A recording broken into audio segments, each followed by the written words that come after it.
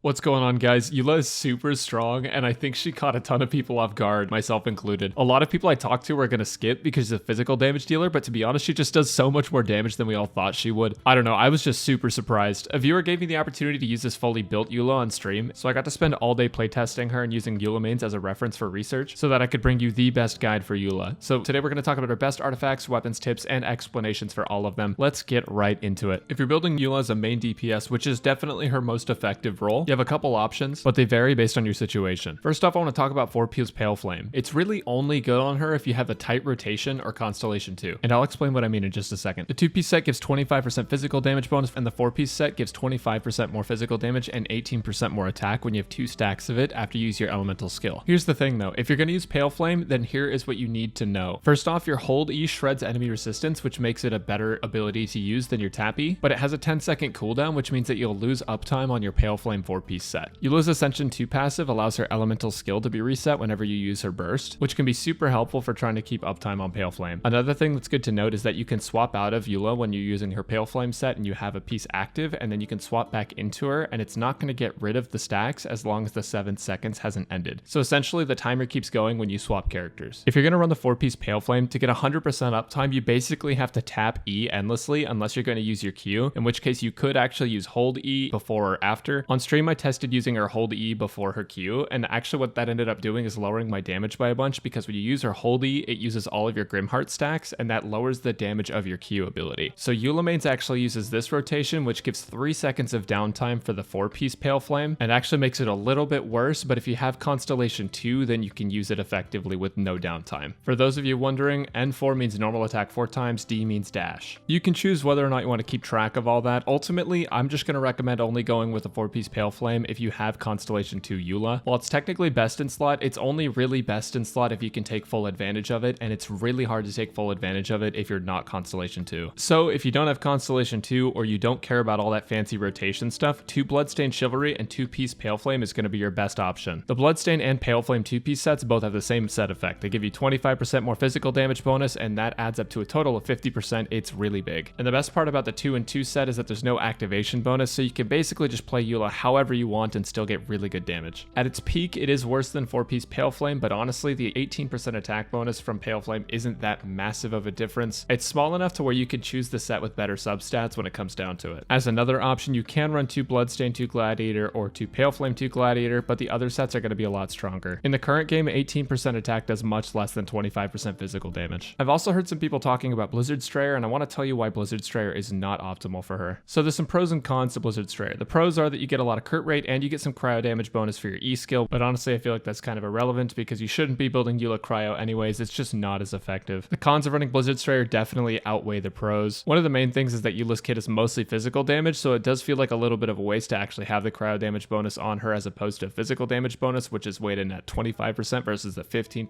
cryo. The other big thing is that you want superconduct with Eula, so cryo uptime isn't actually maximized, which means you're not always going to be getting the 20% crit rate from the 4-piece. It's not like it's the end of the world if you use it, but it's honestly just not optimal. That's all I have to say about main DPS, and if you're thinking about building her as a burst DPS, just don't really bother. You would actually end up building her the exact same way as you do for main DPS if you decided to build her as a burst DPS. 25% physical damage bonus means more than the 20% burst damage bonus, and that's without mentioning that if you're trying to get the most damage out of her Q, she needs to be on the field most of the time anyways, so she doesn't really work as a quick swap burst or anything like that. You might as well just build her as a main DPS. Now that we know what artifacts to run, let's talk about stats. It should be a really quick overview. You want attack percent on your sands, physical damage on your goblet, and crit rate or crit damage on your circlet, and it's not really that debatable. Thing is, Eula has a really high damage ceiling, so you want to make sure you're always running as much attack and crit on her as possible. The one thing that makes Eula a little different from other characters though is that for her substats, energy recharge is as important, if not more important, than crit rate and crit damage, because you want to make sure you always have uptime on her Q. And the thing is, she doesn't really generate a lot of particles for herself, so ultimately you just want to shoot for about 40% energy recharge on her, and then we're going to talk about other ways to give her energy later in the video.